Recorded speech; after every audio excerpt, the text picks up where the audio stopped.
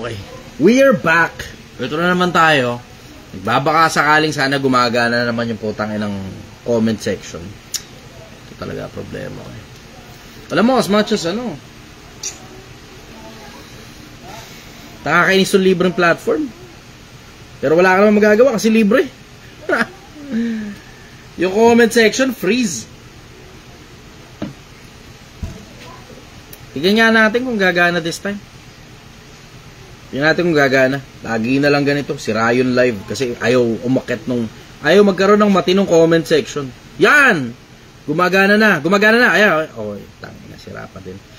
Gumagana yung comment section. Pero wala ako nakikitang viewers. Putang ina talaga. As in, 0 viewers ako. Pero mas okay na to. Okay na to. Mas okay na tong ganito. Mas ayos na to. Mas ayos na to. At least nakikita ko yung comment section na umuusad. Kahit wala ako nakikitang viewers, okay lang yan. Walang problema sa viewers. Mas problema ko yung wala ako nakikita sa comment section kasi hindi ko nakikita kung ilan yung nagtatanong. Wala ako nakikitang mga tanong-tanong, ganun. Wala ako nakikitang gustong umakyat sa live kasi nga, naipit nga. Oh, yan. Okay na yan. At least alam mo may kausap ka. O, totoo. Mas okay na to. Mas okay na tong comment section. Okay na yung comment section. Ang hindi okay yung number of viewers. Sige. Yung mga gusto umakyat sa live, let's go. Relive lang naman ito. Ayan, ayos. Meron ng isa. Rapcon. Add na natin yung gato. Sige. Para mabilis. 4:30 pa lang pala. Haba pa ng oras. May uulan pa. Okay. Rapcon. Good morning, brother. Taga saan ka? Hello, boss. Magandang umaga. Taga saan ka? Dito sa Nueva Ecija, boss. Ba't hindi ko Nueva Ecija. Okay. Ano tanong mo, brother? Hindi ko makita yung mukha ko dito. Okay lang. Naririnig ko naman naririnig ko naman yung boses mo eh. Ano tanong mo? Bali, di ba nung araw, panahon nila Jesus, walang apelido yung tao, no? Sir, no? Oo, parang gano'n. Oh, wala nga ako nakita apelido nun. Bali, yung tanong ko, kailan nagkaroon ng apelido yung mga tao? Hindi ko alam. Yan yung bagay na i-google na lang natin, brother. When did last name started? Ganun. Yun ang keyword mo. When did last name started? Pero nung mga panahon 2,000 taon na nakakaraan, wala pa last name. Ngayon kasi sobrang dami ng tao, billion na, kailangan na talaga lagyan ng last name eh. Tangina, kahit nga may last name, nagkakaparehas pa eh. Di mo nakita pag kumuha ng NBI clearance, may hit. Yung sa akin, laging walang hit. Kasi mukhang ako lang yata may ganitong pangalan sa buong Pilipinas eh. Sir, bali, Boss Chay, yung apelido mo talaga, Chay Chester talaga? Oo. Yun talaga, apelido ko talaga. Follow-up question, brother. Isa pa, bali, may isa pa akong tanong. Okay. Bali, sa panahon na yung, di ba sabi doon ni Jesus, pag lagi-lagi mo ginagawa yung kasalanan mo, tapos sinasadya mo na, hindi ka napapatawarin, di ba, sir? Oo, yun yung mga nakakilala. Tapos, nakakilala ng katwiran. Yan yung nasa Gis 26 ng Ebreo, kung di ako nagkakamali. Gis 26. Kung ating sinasadya ang pagkakamali, pagkatapos nating makilala, blah blah, something to that effect, ay wala nang haing natitira pa para sa mga kasalanan, kundi isang kakilakilabot na paghuhukom na nagaan na upang likpulin ng mga kaaway. Yun yung nababasa ko ron. Oh, tama ka ron. Ang tinutukoy doon, brother, hindi lahat ng tao sa buong mundo yun. Ang tinutukoy doon, yung mga nakakilala. Kung ating nakakilala, yan na nakasulat doon, yung mga nakakilala. Ang tawag sa Quran yan, kung hindi ako nagkakamali, yung kufar. Parang ganun, kufar. Disbelievers kung tawagin. Disbelievers. Makakilala, pinili talaga yung mga kagaguhan. Tapos sir, may isa pa doon, di ba, pag nalaman mo na yung kasulatan, tapos hindi mo sinusunod ay wala lang kapatawaran. Tapos may nakasulat din doon na yung palad ng Diyos ay laging nakabukas. Tapos kung sino man ang kakatok ay pagbubuksan, hindi ba contradict doon? Contradict sa kasulatan yon? Hindi contradict. Kasi yung sinasayang palad ng Panginoon, lagi nakabukas, lahat ng tumutok-tok, pagbubuksan. Kailan pagbubuksan? Pag tumutok-tok. Pero pag nakapasok ka na, ibang usapan yung brother. Okay. Hindi naman nagko-conflict eh. Kailan ka pagbubuksan? Pag tumutok-tok ka. Pero pag nakapasok ka na sa loob, paano? Ibang usapan na yun. Pag nakapasok ka sa loob, tumutok-tok ka pa lang doon sa nasa labas eh, di ba? Okay. Ganun yung konsepto. Okay, nakuha ko na. Kaya tumutok-tok eh. Meron ba naman tumutok-tok na nasa loob ka na? Ano, papasok ka pa sa loob ng bahay, nasa loob ka na nga ng bahay, tumutok-tok ka pa rin. Gets mo yun? Okay, nakuha ko. Hindi siya conflict, brother. Hindi siya conflict. Ang kausap ni Pablo doon, yung nasa Ebreo, mga kapatid niya sa Ebreo. Kaya nga tinawag na Ebreo yun eh, di ba? Yung libro na yun, kaya tinawag na Ebreo. Kasi mga kapatid niya sa Ebreo yung kausap niya. So, ano ibig sabihin? Yun yung mga nasa loob ng batas ng mosaiko initially. Kasi eventually, naging Kristiyano later on. Sila yun, nakakakabisado sila ng batas, alam nila yun. Kaya nga tingnan mo, sa mga minsan pa nang nakakilala, di ba sabi? O bakit? Kasi sila tinutukoy doon na minsan pa nang nakakilala, may mga iba kasi sa kanila, naglubalob sa pusali uli. Bumalik sa dating gawi. Okay. Yun, follow-up question, brother. Ganda ng tanong mo na yun, fairness ha, logical yun ha, in fairness, ang ganda ng tanong mo na yun. Nangako yun, sir, yung nag-comment kanina sa'yo na gagawa lang tayo ng bagong apps. Oo. Tangina, brother, hirap na hirap talaga ako, nabuburot ako. Tangina, pag nakita mo yung, gusto ko makita nyo sana kung ano itsura nito screen na to eh. Yung screen ko ngayon, walang viewers dito. Dito lagi nakalagay yun, tapos meron dito mga mukha ng mga nagvo-view. Walang option dito, pero at least nakikita ko rito sa may bandang ilalim yung comment. Mas okay na yun. Minsan kasi, sabay nagfi-freeze yan. Yung viewers dito at saka yung comments sa baba, sabay nagfi-freeze. Minsan naman, yung viewers, okay. Yung comments naman ang wala, katulad kanina, nakikita ko daming viewers. Pero nakikita ko naman, yung comment section, naka-freeze. So wala ngayon ako mapili ron sa mga yun. Kaya nga, ano ba suggestion mo? Sir? Ano suggestion mo? Saan po? Tungkol doon sa gagawa ng bagong app. Hindi, ano ko lang yun, yung bigla ko lang naisip yun kasi sabi mo nga, may maraming parang tayo yung nag-a-adjust sa apps ni Facebook tsaka ni TikTok eh. So, yung maganda siguro gumawa tayo ng bagong apps tapos kami, para susunod na lang kami doon. Maganda nga yun, maganda idea yun. Sige, didiskarte ako. Siguro baka Zoom na lang siguro. So, okay pa yata yung Zoom, ganun. Kaso baka magbabayad ka doon, magagastos ka lang. Eh, pag-ambagan natin, ganun lang naman yun eh, diba? Oo, sa bagay. Pag-ambagan tayo. Sobrang dami natin, 5 piso bawat ulo, pwede na siguro yun. Siguro, tingnan natin. Pero, 5 piso nga lang. ano, iniisip ko nga, ganito, magkakaroon pa rin ng libre. Kasi every now and then naman, okay naman ang TikTok eh. Yun nga lang, tayo na sa TikTok talaga, hindi ko talaga, mag-iingat na lang talaga ako sa pagsasalita sa TikTok, ganun. Maganda kasi kapag yung mga tanong sa TikTok, puta brad, ang gaganda ng mga tanong sa TikTok. Ito nakaraan lang, mayroong nagtanong sa TikTok, nakalive ako nun sa TikTok. Ano eh, tinatanong yung tungkol dun sa ano. Basta weirdo yung mga tanong sa TikTok eh. Itong pinakahuli, yung pinaka-weirdong natsambahan ko, yung nanay niya, Nimpo. Kung alam niyo yung Nimpo, mahilig sa kantutan yun, sobra-sobra kasi addict talaga sa kantutan. Yung Nimpo, yung anak niya eh... Oo, tapos yung trip niya, yung anak niya, tirahin niya. Nakita mo yan, diba? O yun, tapos yun. Mga ganong klase yung mga tanong. Magaganda yung mga tanong sa TikTok eh. Yun nga lang, ang problema nga lang talaga natin sa TikTok, mayat maya kasi sobrang sensitive ni TikTok. Binaban ako, tapos kung iban pa ako, 7 days. Eto naman, katulad niya, 7 days na naman ako suspendido. February 14 pa daw, nakalas-stress na madaling araw ako makakapag-live ulit. Sikat ka kasi sir eh. Tangina nga eh. Minsan, kaya ano, siguro, hindi ka mapakinabangan ni TikTok, kaya ano, wala ka naman pakinabang sa akin, kaya iba na lang. Okay lang. Wala naman kasi akong kita eh. Hindi ako nag-affiliate marketing dun eh. Dati nag-affiliate marketing ako dyan, 2 produkto. Pero ngayon, wala naman na yung wala naman na yung 2 produkto na yun eh. So wala na ako na-affiliate marketing dyan. Kasi completely, wala talaga akong kita sa mga platform ko. Kaya nga. Yung Facebook, yung YouTube, ayun, kumita ng $100, 5,000. Pero, taka na wala ka kwenta, 5,000. Sa 2 taong ko sa social media, 5,000 lang yung kinita ko. Ang liit eh. Oo, tapos yung sa Facebook naman, yung isang account ko, yung The Chichester, 600,000 followers, monetize yun. Meron na akong $3 din ganun, parang 5 ganun. Yeah. Basta maliit lang, hindi masyadong kalaki yan. Kasi kailangan mo makabuo ng $100 para ma-withdraw mo yun eh. Pag wala $100, di mo ma-withdraw. Eh wala pa $100 eh. Less than $100, ganun na lang. Ha? Wala, less than $100. Wala talaga nakikita sa social media. Ang dami nagpapapromote sa akin ng mga negosyo eh. Hindi ko naman naiwan tong Project 1M ko eh, diba? So di, wala. Halos lahat sila, natatanggihan ko lang, ganun. Kasi yung mga iba, demanding eh. Lalo na kapag demanding yung iba eh. Sa isip-sip, hindi ko nagkailangan ng pera nyo, mga hayop kayo. Kayo lumalapit sa akin para humingi ng tulong. Tapos kayo pa yung demanding. Ulo ng puta. Hindi, punta ka dito, Chester, bla bla. Pabayaran ka namin. Hindi nga mapunta dyan eh. Kasi nga nandito ako sa Project 1M eh, di ba? Ang Cebu at saka ang Davao nagre-request sa akin eh. Merong dalawang doon. Kainan doon sa Davao.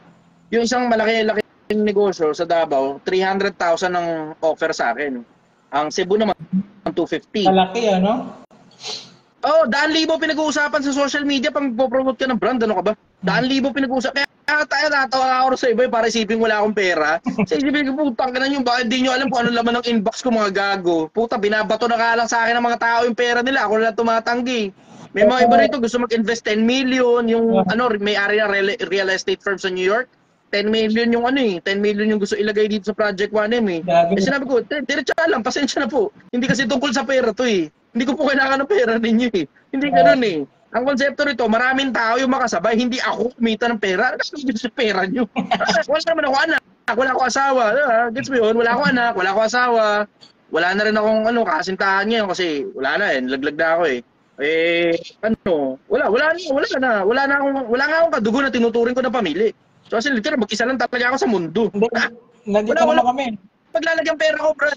Wala ka sa'yo, walang pagpapasahan, walang paglalagyan, wala talaga. So anong gagawin ko, sobrang daming pera, gets mo yun? Hayaan mo na lang. Oo, kung sino yung makakasama ko, kung mamatay man ako, makakaparte din siya, ganun lang yung nasa isip ko. Pero hindi yan para lahat lang ng pera, akin na lahat ng pera. Putang ina. Hindi ako katulad ng ibang influencer nyo, Pilipinas. Siguro sila na lang yun. Pagpapahubaya mo na sa kanila yung puro pera, lahat na lang pera. Kaya ako, basta ang gusto ko lang makatulong sa kapwa-tao. Gumagawa lang ako ng mabuti para pag kinuha na ako ng kabilang buhay, di putang ina mo di. Baka sakaling may pag-asa ba ako, diba? Ganun lang naman yun eh. Babagong buhay lang ako eh. Gusto ko lang maging mabuting tao eh. Yun lang ang gusto ko. Hingi lang akong panalangin sa inyo. Tulungan nyo ako. Baka sakaling may pag-asa pa ako. Ganun. Kasi si Rahulong tao talaga ako eh. Alam niyo naman, buta. Alam niyo naman wala naman ako kinikita rin sa social media. Siguro kung maituturing nyo na kinikita tong Project 1M, gano'n, may pera dito, bumibili kayo sinigang ko, siguro, pera na yan. Yun na mismo yun. Pero other than that, wala akong kinikita rin sa social media. Puta, charity lang to. Self-produce ko lang yung mga content. In case hindi nyo alam, self-produce ko yung mga content.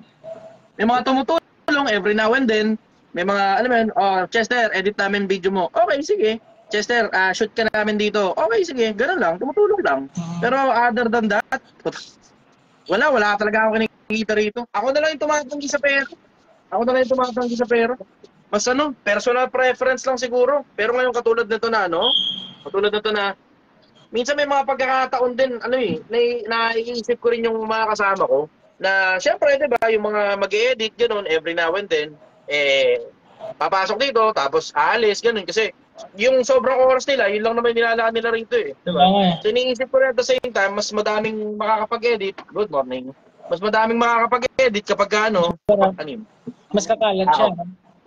Mas madaming makakapag-edit kapag may pera pumapasok. So iniisip ko rin at the same time, magpapasok din ng pera dito. Iniisip ko rin yun, bakit magpapasok kaya ako ng pera dito. Para, alam mo yun, di ba, makapagbayad ako ng maraming editors. Kasi editor ko isang piraso na lang Dati marami ako editors Kaya kita nyo, kalat yung mukha ko sa social media. Sama mo na kakalat yung mo. Yun nga, iniisip ko Buti nga lang mo, makakatulong pa yung mga fake account Yung mga fake account, monetize sila. Yung iba nga, nagmi-million pa yung views yung Chester X. Fake account yun, hindi naman akin yan. Monetize yung Chester X. Minsan nagko-comment ako dun na pag sumasagot ako sa mga basher doon kasi pinakikialaman ko rin yung mga basher doon sa fake account Okay lang naman sa akin yun na may fake account. Ayos lang yun. Mas long kasi hindi nila ginagamit sa panloloko sa kapwa. Basta sa message mo lang para sa kapwa yung mapapakinabangan natin doon.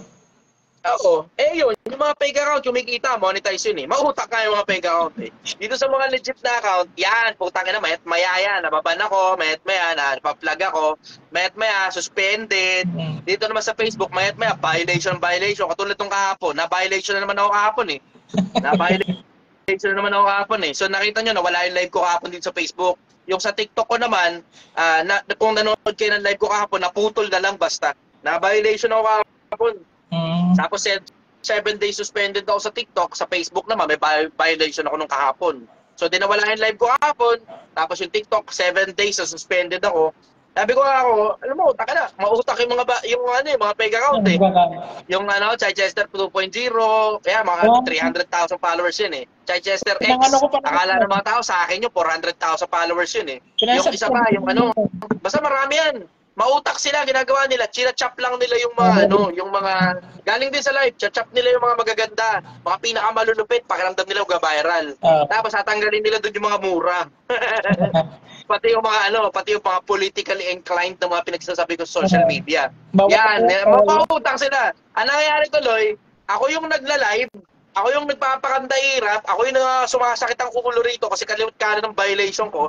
Tapos sila yung kumikita ng gusto kasi tinatanggal nila lahat ng mura. Kaya mautak. Mautak. Gagaling talaga no? Mautak talaga. Okay lang naman sa akin yun. Kasi kumbaga, kumbaga, ambag ko na lang to sa mundo eh. Ambag ko na lang to sa mundo. Makapakinabang kayong lahat, makatulong ako sa inyo, diba? Mga bagay na hindi magulo sa isip ninyo, ganun. Okay lang. Okay lang, kahit ako yung walang kinikita, ayos lang yun. Kahit sila yung kumikita, okay lang yun. If they're making money out of making me famous, diba? I think that's a good deal. Ganda yun. Kung kumikita sila para pasikatin ako, palagay ko magandang transaction yun. Basta wag lang manloloko ng kapwa-tao. Yun lang request ko sa inyo. Sa mga fake account, sigurado nanonood kayo, imposibleng hindi. Regular ganyan yung sinachap yung mga video ko eh. Request ko lang sa inyo, wag lang kayong manloloko ng kapwa-tao. Kasi papaalala ko lang sa inyo, tangina, napakadaling magpa-trace galing sa NBI Anti-Cybercrime Division. Papaalala ko lang sa inyo, napakadaling magpa-trace. Pati IP address ng cellphone mo, pati address mismo ng bahay mo, pati kung sino gumagamit nung kaninong login yun, ano yung mga emails, tangina, kompleto detalye. May isang pinatrace ako, putang ina mo. Kilala ko na kagad kung sino yung gago eh. Meron kasi isang naninira sa akin ito nakaraan. Sinasabi, 5 oras lang daw yung tulog, gano'n. Tapos bla bla, wala daw pagkain. Ganun yung mga bagsakan niya eh. Itong gagong to, pinatrace ko. Tangina mo, nalaman ko kung sino ka gago. Ano ngayon? Gamit ka pa fake account, akala mo, di ko malalaman ha. Uloy, kompleto detalye na to. Kung gusto kong magsampa ng kaso, you are now at my mercy. Ulol. You are now at my mercy. Swerte ka kung maawa ako sa'yo, tangina ka. Swerte ka talaga kung maawa ako sa inyo. Hindi pa naman ako masyadong maawain. Yun ang hirap sa akin eh. Pag talagang blatant, talagang siraulo talaga, hindi ako maawain klase ng tao. Hindi ako, kung ako makakatulak ko sarili ko, hindi ko kaawaan yung sarili ko eh. Diretsahan lang. Hindi talaga ako maawain klase ng tao. Kung papangga kayo sa akin, siguraduhin nyo, papatayin nyo talaga ako, diretsahan lang. Kasi pag ako nabuhay, durog kayong lahat sa akin. Yun ang sinasabi ko sa inyo. Tangina, wala kayong makikitang influencer na kaparehas ko sa Pilipinas. Wala kayong makikitang influencer na kaparehas ko sa Pilipinas. At tangina, kahit saan ako pumunta, dala ko yung bayag ko. Abangan ninyo, pupunta ako ng Ulosolo, pupunta ako ng Pasilan. Pagkatapos to, pag naka1 milyon na to, punta ako ng Ulosolo, punta ako ng Pasilan. I will have my adventure there. And if I die there, then so be it. Excited na ako ron. Anong gagawin mo din, sir? Papakonvert ka sa Islam? Hindi, papakita ko lang sa mga tao paano kumita ng pera kahit nasaan ka pang parte ng Pilipinas. Kahit magulo pa yung lugar mo, kahit delikado dyan, o kahit bla bla, etc. Ganun yung konsepto. Tapos syempre, marami rin magtatanong doon. At isasagot din ako ng mga tanong nila tungkol sa pamilya, tungkol sa pananampalatayang Islam, di ba? Di ba? May konti naman akong alam sa Islam, di ba? Pero may Quran na ako, kapal-kapal ng Quran eh. May konti ako kung sakali na, di ba, kung matitira ka doon, siyempre magkakaroon ka ng mga doon. Tapos kung sakaling magustuhan mo yung Islam, kung magko-convert ka doon, sakali. I will have to think about it. Ganito, kung magko-convert man ako o hindi nyo na malalaman yun. Okay. Hindi yan yung something na ilalabas ko sa social media kasi that's very personal. Ang dahilan kasi, simple. Pag nagpa-convert ako sa Islam, di marami ngayong tao yung magpapa-convert sa Islam. Paano ko mali palagi Islam? Ako, ayaw ko. Sa Biblia lang ako. Isipin mo yung ganong konsepto. Di ba? Paano kung mali Islam? Kaya nga. Ito naman ang punto. Kabila naman. Paano naman kung mali pala ang Kristyanismo? Islam pala tama. Hindi natin masabi. Oh. Ito pa malupit, Brad. Ito pa malupit. Paano kung mali pala ang Islam at saka ang Kristyanismo, ang tama pala Judaismo? Paano ngayon? Di pare-pares tayo mukhang tanga. Pero para tayo nakikipaglaban, puro rin pala mali no? Bakit? Isipin mo na lang yung konsepto na, di ba, yung konseptong Judaismo, sino yung nagsipagsulat nung sa kanila binigay 10 utos eh. Kaya nga diba? Sa kanila binigay yung 10 utos, tapos later part, lumitaw si Kristo, tsaka ngayon yung Kristyanismo. Later part pa, dumating si Propeta Muhammad, pagkamatay ni Propeta Muhammad, tsaka ngayon nagsimula ang Quran. Paano? Tama mo? Langoy tayo lahat. Hindi naman ganun. I don't think na, no? Kasi nung basahin ko yung Quran, hindi naman kasing sama ng iniisip naman. Siraulo putang ina. Puro suicide bomber daw, ganun. Hindi, syempre, ako naman, na-curious naman ako. Hindi. Ano naman binabasa ng mga suicide bomber? Ba't ganito? Tapos pinasa ko, hindi naman ganun. Hindi naman. Sobra lang talagang putang ng yung western culture lang talaga, sobra lang talaga makapagtipik na pagka-Islam suicide bomber. Hindi naman. Mapapwede na pero sino konseptong at mas maganda pa yung konsepto ng Islam tungkol sa tungkol sa pagbibigay eh. Hindi lahat ng bagay kailangan mo ibigay sa pastor mo. Hindi katulad ng ibang mga putang inang born again, Baptist, lahat na lang para sa pastor. Tanginan yan. Hindi. Lahat na lang para sa pastor. Putang ina, sabi ko, tao na to, no? Kapag although hindi naman lahat ganun. Pero hindi po tayo ng mga pastor talaga, puta straight out. Sobrang tindi ng putang inang pagka-greedy nitong mga tao na to sa pera. Gustong kunin yung 10% na sinweldo mo. Ano yan? Samantala sa Islam, meron silang panahon para magbibigay ka diretso sa pulube. Hindi na dadaan doon sa pastor nila. Hindi na dadaan sa religious person nila. Diretso na sa pulubi mismo. Di ba ng corruption? Mas maganda pa nga yung konsepto ng Islam. Parang paniniwala tungkol dyan sa mga pastor. Yung isang video mga kinat ko yon tapos pinost ko sa akin, yung tungkol sa kapo. Nag-viral din, no? Hindi, may sa akin hindi naman ko sikat eh. Yung video mo lang kinat ko lang tapos pinost ko sa ko. Pag nire-reshare pag nire-reshare pag nire-reshare ng mga tao yung mga videos ko, may mga pagkakataon na maabot pa ng milyon eh. Minsan nga, ako yung nag-post, kinuha nila, dinownload, tapos in-upload. Putang ina, mas marami pa yung kanila kaya sa akin kasi puno ako ng puno ako ng tawag dito? Violation. Ng violation eh. Sila kasi kaya nga iniisip ko nga, yung question and answer ko na live, baka siguro mag-iba na lang ako ng platform kasi wala talagang dinadali talaga ako ng social media eh. Alam mo yung hindi ko mailabas yung gusto kong sabihin eh. Hindi ko talaga mailabas yung gusto kong sabihin. Tignan mo, pagka bumibira ako, kahit sa mga basher lang, simple mga basher lang. Pagka bumibira ako sa mga basher, putang ina, sabi ko sa isip ko, ito ba, putang inan to, tignan mo, katulad nito, no? Sir Chay. Sabi niya, ito ba, Obet Guzman, kutis tae ang puta. Tignan mo, sila pwedeng magsabi ng ganyan. Pero pag ako nagsalita tungkol dyan, putang ina, baban ako. Tignan mo, may mga ganyang klase ng tao eh, di ba? Basura talaga yung laman ng utak eh. Walang kwentang tao, ganun. May mga ganyang klase ng tao. Tapos pag pinatulan mo kayo social media, ikaw pa yung madadali. Kasi nga, ikaw yung influencer. Pangit talaga eh. Pangit. Sila pwedeng magsalita ng ganyang kababuyan laban sa kapwa-tao nila eh. Pero pag pinalagan mo yan, ikaw yung madadali. Sa Bigo daw siya, sabi nila Bigo? Sa Bigo Live na tayo mag-live. Yung mga comment nila dito eh. Pwede. Meron akong Bigo account eh. Kasi daw sa Bigo lahat. Tinesting ko lang yun isang beses, tapos nagkaroon ako ng viewers, sobrang dami. Tapos malaman na ako, puro chatbots pala. Viewers ko puro robot AI. Nagkaroon ako ng isang pirasong totoong viewer. Isang piraso lang. Pero other than that, wala na ako iba naging viewer eh. Pwede, no? May posibilidad na marami kang maakay ba? Kasi doon sa Bigo kasi, marami rin kasing doon eh. Maraming ligaw din ba? May posibilidad na mas marami kang maakay doon. Tangke na. Marami naliligaw doon, puta, lahat ng tao ata nagpapakita suso eh. Oh.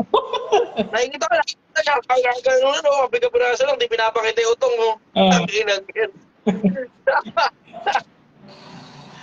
Iniisip ko nga rin, naka-bucket list yan eh, na humanap ng platform na pwede para sa atin. Yeah, nga eh. Isa rin sa iniisip ko, kasi I need to get the money flowing eh. Kailangan ko na magpapasok ng pera dito. Sir, Kasi nasasaktan na rin yung bulsa ko, totoo. Nasasaktan na rin yung bulsa ko na, puta, ako yung labas ng pera sa mahabang panahon. Puta, ang laki na nagagastos ko rito, hindi na biro eh. Personal na pera ko yung ginagamit ko rito eh. Gets mo yun? Personal na pera kong pinaghanap buhayan kong sarili yung ginagamit ko rito. So, naisip ko, yung halos lahat din naman lang ng mga tao sa social media, mga influencer, kumikita rin lang naman ng pera. Ako naman, iniisip ko, might as well, pwede, pagpapasok na ako ng pera dito. Tapos, at least, mapakinabangan man lang sa katiduan. Siguro, meron naman puta. Siguro kung meron namang worthy na kumita ng pera sa social media, yung mga matitinong influencers, di ba? Yun ay iniisip ko. Iniisip ko magpasok na ng pera. Yun nga yung dahilan kung bakit dinilit ko yung mga post doon sa kabilang page. Dito pala. Sa page na to, dito sa Chichester Official. Dinilit ko yung mga post dito minsan panahon. Nagbibiso ako sa mga tao. Sabi ko, mo-monetize ko na yung page. Na-monetize ko naman. 15 days lang. Tapos na-demonetize ka. Meron kang monetize. Mula noon, hanggang ngayon, wala pa rin. Di pa rin na-monetize. Siguro maganda sir, gawa ka na lang ng bagong yung nakapangalan sa'yo. The Chichester, Wala pa rin yun. Yung bunganga ko talaga may diferensya. Wala, kahit ano pang gawa ng bagong tingnan mo, yung 600,000, na-demonetize yun eh. Hindi. Na-monetize yun. Tapos dun sa mga nag-edit sa akin dati napunta yung pera. 100%, wala akong kinita ron ni piso. Sa kanila napunta yung pera. Tapos, pagkatapos nun, dahil nga sa bunganga ko nga may diferensya, yun, na nangyari, na-demonetize. Nung ma-demonetize, gumawa ko bagong page ng Chichester Official. Tapos na-monetize din ito, siguro mga 15 days lang, ganun, na nasa tondo ko. Tapos ni-report din Taragis. Siyempre, hinulaan ko lang yun, ni-report din Taragis. Pero ayun, na-demonetize. Nung ma-demonetize, wala na namang monetization. Tapos gumawa ulit yung bagong page, ito naman yung Project 1M. Project 1M, ang monetize pa lang dyan, stars, yun pala activated. Tapos lahat ng mga iba, hindi na. Hindi ko, ayun problema ko Tinan mo, isipin mo itong konsepto na to yan ang dahilan ko ba't ayoko sa Bigo eh. Kasi, tinan mo, sabi Dede sa Bigo Live. Tinan mo, isipin mo yung konsepto na yun, Naka-live tayo sa Bigo. Tapos pag na-scroll mo lang ng konti, nalipat lang ng konti, hindi mo sinasadya, napindot na-scroll mo lang bagya lang. Nadaiti lang yung kamay mo. Puta, yung susunod na video, puro suso. Parang unbecoming parang unbecoming sa Bigo eh. Hindi masyadong magandang platform yun eh. Ang maganda sa ng platform sa TikTok eh. Sa TikTok sana magandang platform yung sa TikTok eh. Kasi yung sa TikTok kasi puro mga kabataan tapos yung mga tanong nila weirdo. Gawa ka na minsan burger, gano'n. Minsan alam mo yun? Basta kakaiba yung mga klase ng tanong sa TikTok eh. Sa Facebook kasi, yung mga klase ng tanong sa Facebook, panglumang tao eh. Ano ba gagawin ko sa asawa ko, nabababae? Ano ba gagawin ko sa anak ko, ayaw sumunod sa akin? Paano ba yumaman? Mga ganyan, basic na question na yan eh. Sawa na ako sa mga ganong basic na question eh. Gusto ko medyo pagtaba ka naman ng utak. Yun ang dahilan ko bakit minsan, mas prefer ko talaga mag-live sa TikTok. Kasi sa TikTok, wild yung questions eh. Out of this world nga yung ibang questions dun eh. Ayun, so iniisip ko, baka, hindi ko alam kung paano gagawin dyan. Basta, alam mo, hindi ang dahilan kung bakit hindi ko alam kung ano gagawin, dahil hindi ko talaga alam, wala akong idea, hindi ganun. Kundi dahil sobrang daming options, possibility is endless. Iniisip ko yung Zoom, tapos magpapa-subscription ako para makapag-live ako, tapos magla-live pa rin ako sa Facebook, magla-live pa rin ako sa TikTok, pero iingatan ko na lang yung pagsasalita ko sa Facebook at saka sa TikTok. So di na ako masyadong, hindi nyo na masyado maririnig yung nagsisigaw ako, nagmumura ako, hindi nyo na masyado maririnig yun. Boring nga lang yun. Taka na yun ang problema, boring yun. So iniisip ko, i-reserva ko na lang yun para dun sa mga, alam mo yung full experience talaga na maramdaman mo talaga yung putang ng dekang panilyang Chichester. I-reserva ko na lang yun para dun sa Zoom siguro. I-reserva ko na lang para sa Zoom. Para very exclusive lang yung Zoom. Tapos yung sa Zoom, yun yung mga taong, kasi talagang gusto talagang matuto lang. Yun yung isip ko. That's one option. Another option, hanap na ibang platform libre. Opo. Pero napapansin ko rin kasi ito yung sa mga napapansin ko eh. Yung libre kasi, kapag ka mga tao nakikinig sa libre, parang walang dating. Tignan mo, katulad nun, nung mga panahon bago mag-December, ito napansin ko, nung bago mag-December, sobrang dami sumasabay sa Project 1M. Pagkatapos ng December, nangyari na talaga yung takot ko. Ang takot ko ng December, maubos ang pera ng mga tao. May mga nagpupuntahan talaga sa akin dito, legit. Sinasabi nila, bago mag-December, nakasabay kami sa Project 1M mo. Pagkatapos ng December, wala na kaming pera. Yun ang nangyari. Ano nangyari? Naubos tuloy yung pera nila ng panahon ng December. Pero sinabi ko na yun eh. Ingatan yung sarili nyo sa panahon ng December eh. Sinabi ko na yun, palulit-ulit. Ano nangyari? Inubos nila yung pera nila ng December. Yan. Parang ito, si Obet Guzman, walang pera yung putang inang yan eh. Tinan mo, lagi nga comment niya, kutis tae ang puta. Baka mas maganda pa yung kutis ko kaysa sa'yo. Ako, may pambiling gluta kung sakali mang gusto ko magluta. Ikaw, tangina, baka ni pamasahe papunta rito sa Domsa, wala ka eh. Tangina, klase ng tao yan, no? Basura yung laman ng utak. Sa life ng may life para sabihin kutis tae. Diba? Gano'n ka miserable. Sobrang miserable ng buhay ng kutis na yan. Sobrang miserable ng buhay mo para pumunta ka sa live ng may live para sabihin lang na kutis tayo yung nag-live. Miserable. Puta, nakakadili yung buhay mo, kutis. Ganyan klase ng mga buhay, okay na yan, kahit kainin ka na lang ng lupa eh. Mga ganyan klase ng tao, dapat sa'yo, binabaon na lang sa ilalim ng lupa eh. Alam mo, mas may pakinabang pa yung lupa, natataba ang lupa dahil ginawa kang pataba sa lupa, kaysa yung nandito ka sa live ko, nanggugulo ka. So, at least may tutubo pang puno dun sa lupa eh. Kasi tao, basura talaga ng lipunan mo.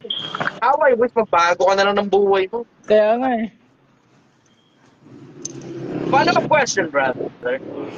Bali, ano sir, teka lang mag-out na. Bali, meron pang isa sir. Bali, nag-drawing kasi ako sir. Kung okay lang ba na i-drawing kita tapos i-benta ko, ganun? Okay lang. Ayos lang. Bala ka, ano trip mo? Gusto mo ko i-benta? Pwede rin. hindi ka.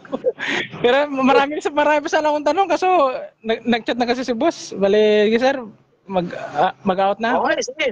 Maraming salamat, brother. Ingat ka. Salamat po. Thank you po. Yeah, bye-bye. Okay, ilan na ba viewers natin? Di naman, pahinga ako na ano. Wala akong nakikita rito eh. Wala akong nakikita viewers eh. Akit muna tayong bagong tao. David, let's go. Yan, adding na to si David. Ganda profile picture na to. Legit kaya na tao to. Pogi you. Okay. Okay, adding na tayo.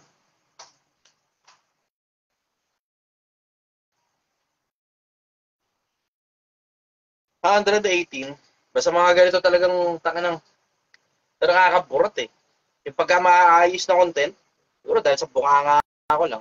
May kasing nababiolation, kaya ayaw na ako alas ipakita ni Facebook eh. Dati umaabot ng 500 yung viewers eh. Ngayon, mga ganyan lang. Swerte na umabot ng 200. Hindi naman yan dahil di ako gusto mapanood ng mga tao. Sigurado ako dyan, 100%, hindi yan dahil hindi ako gusto mapanood ng mga tao. Kundi dahil hindi na nila pinapakita yung live ko kapag maya ang by-election. Yan ang hirap. Ayun lang, si Brian wala. Ay, Brian ba ito? Next tayo, next. Pierong Bugoy. Ayan, mo, Charlotte. 5 months na sa Middle East, sumasabay sa Project 1M. Ayan, mo, Charlotte. 122. Pakishare nyo ka muna sa nalitong live na to, tapos paki-heart nyo na rin at the same time. Pierong Bugoy. Wala, ayaw umakyat. Okay. Tulog na yata si Pierong Bugoy. Next tayo. Brian Romero.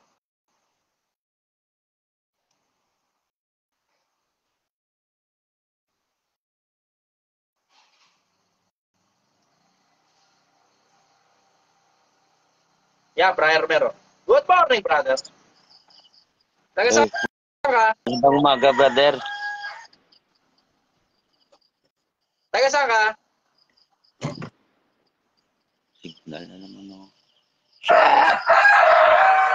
Taga-saan ka? Uy, Brian, taga-saan ka? Idol, Taga-saan may tanong po ako. Iloilo po. Saan? Iloilo. Iloilo. Okay. Ilonggo. Okay. Ano tanong mo? Ay, may tanong po ako, brother. Aha. Yung masama ba magsalita sa tao na prangka ka? O bastos ka lang talaga? Sino tinatanong mo? Ako ba o ang tinatanong mo para sa sarili mo? Actually po, both po. Sarili ko. Ganito. Let's put it into Para context, sa'yo. brother. Ako personal, nakakapagsalita ako ng ganito sa mga tao. Ang dahilan kasi retired na ako. Retired na ako eh. Wala na akong kailangan galing kahit kanino eh. So, ibig sabihin, ako personal, wala kayong kayang idagdag sa akin. And when I say walang kayang idagdag, wala akong kailangan galing sa inyo. Yung maidagdag na kailangan galing sa inyo, wala kayong kayang idagdag sa akin na kailangan ko galing sa inyong lahat. Wala. As in, self-sustaining ako. Ako gumagawa ng lahat ng bagay para sa sarili ko. Let's just put it into context. Na wala akong kailangan kahit kanino. Ako mismo ang gumagawa ng paraan para sa sarili ko. Ako gumagawa ng sarili kong pera. Pag nalulungkot ako nagpapasaya sa sarili ko. And everything else in between. Ako gumagawa ng lahat ng bagay para sa sarili ko. Let's just put that into context. So, ibig sabihin, wala akong kailangan galing kahit kanino na hindi ko kayang isupply sa sarili ko. Ganun na lang. So, dahil retired na ako, nakakapagsalita na ako ng ganito. Pero in your case, kung hindi ka pa naman retired, wala ka pa sa ganitong level ng finances, ganitong level ng mindset, etc., etc., kailangan mo talagang matutong makikonforme sa mundo. So, kailangan mo matutong magsalita ng maayos, kailangan mo magalang ka sa mga tao, hindi ka pwede magmura, hindi mo pwedeng gayahin yung bunganga ko. Maliban na lang, wala ka nang kailangan sa mga tao. Ganun. Isa pang konteksto, brother. You have to put it into context as well na yung bunganga ko na naririnig mo sa social media, pangkalahatan yan. Pag pangkalahatan, ganyan ako magsalita. Pero pag one-on-one, marespeto ako sa tao, brother, pag one-on-one. Pero brother, ganun din ako magsalita, medyo maparas yata. Ganito, ang kailangan mong makuhang tamang timpla, I would say, ang kailangan mong makuhang tamang timpla, yung makita mo, yung hindi impression eh. Makita mo yung reaction ng tao. Kung paano nila tinatanggap yung sinasabi mo.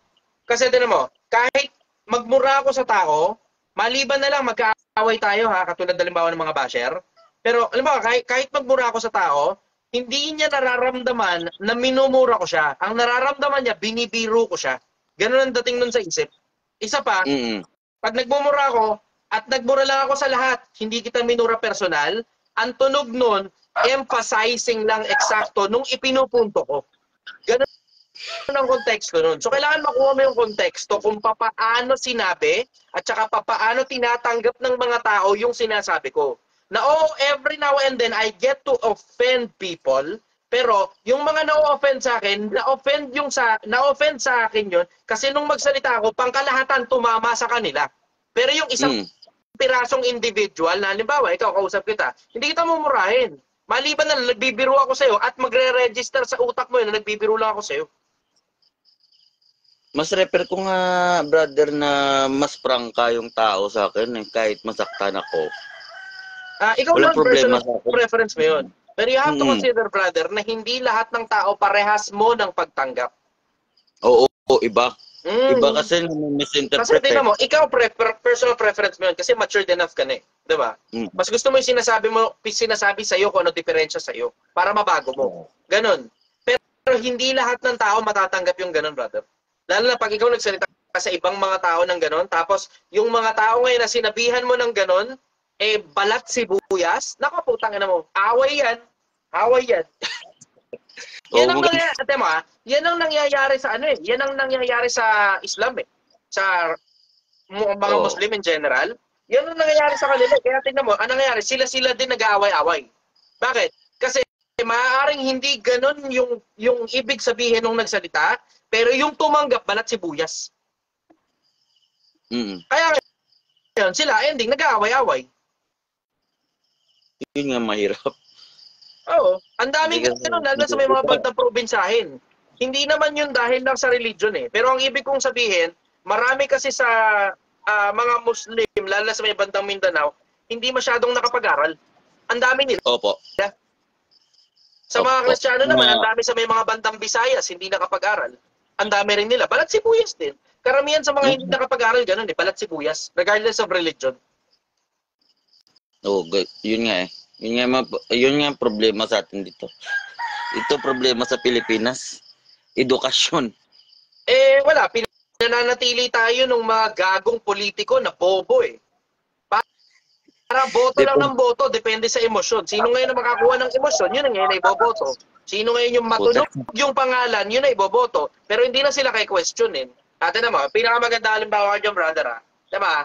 Impeachment daw para kay Sara Duterte. Okay, sige, impeachment. Bakit? Paniwala ng mga politiko, corrupt eh, diba? O, tapos na alam ba nila mati impeach? Hindi ba yung confidential fund? Oh, ngayon, kung confidential fund para bakit i-impeach? Bakit hindi na i-audit lahat ng mga politiko na may confidential fund mula sa presidente pababa?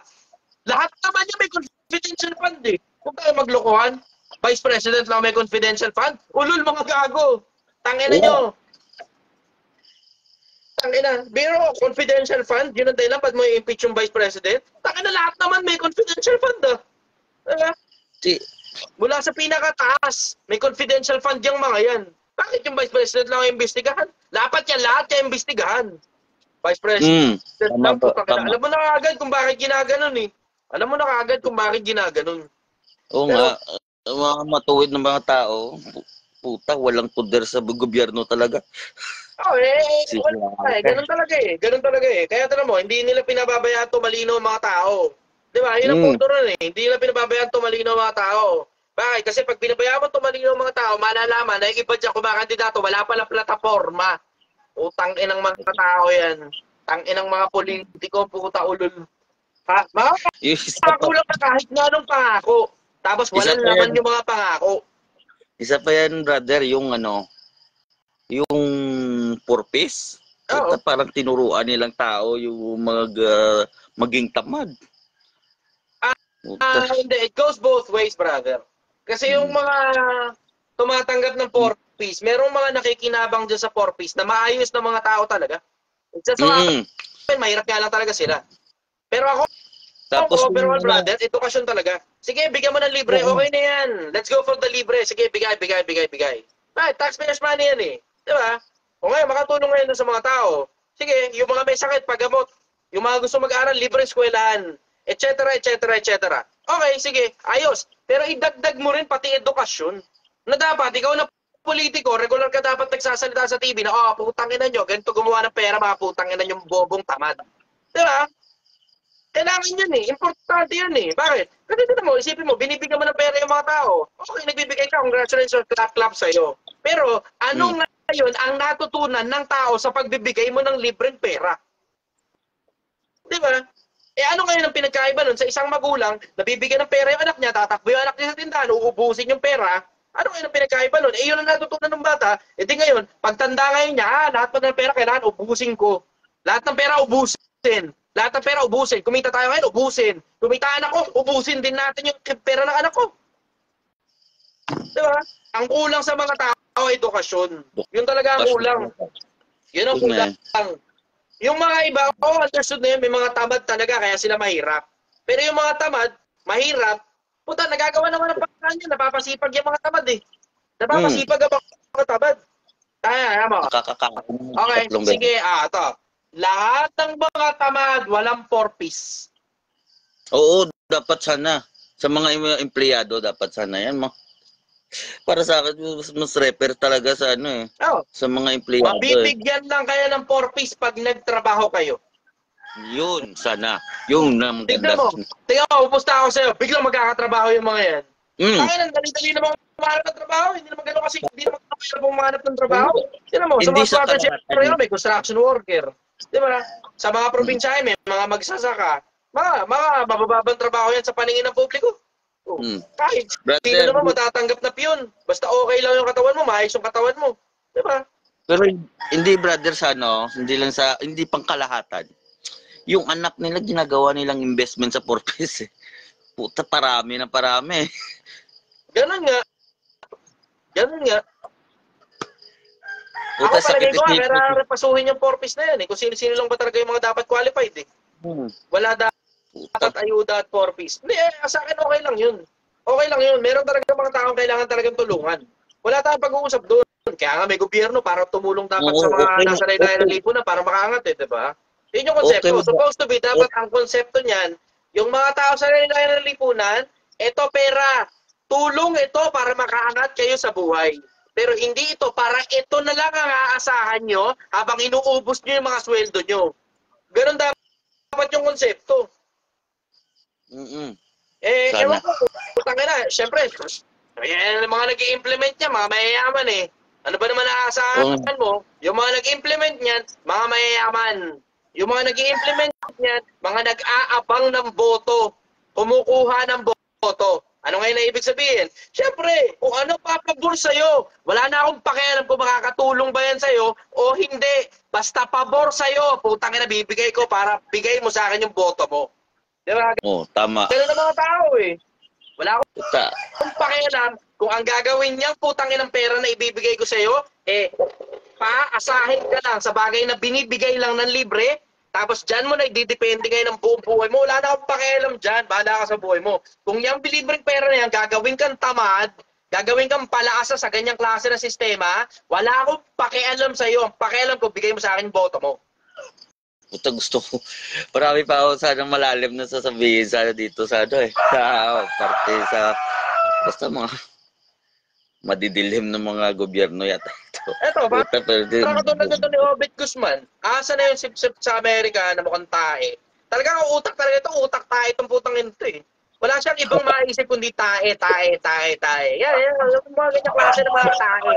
Yung ganyang klase ng mga tae, yan hindi dapat binibigyan ng purpose yung putang inang yan eh. Pagka ganyan tae ka, tangina, basura ka ng lipo ng tae ka, dapat sa'yo binabaon sa ilalim ng lupa, mas may pakinabang pa sa'yo yun eh.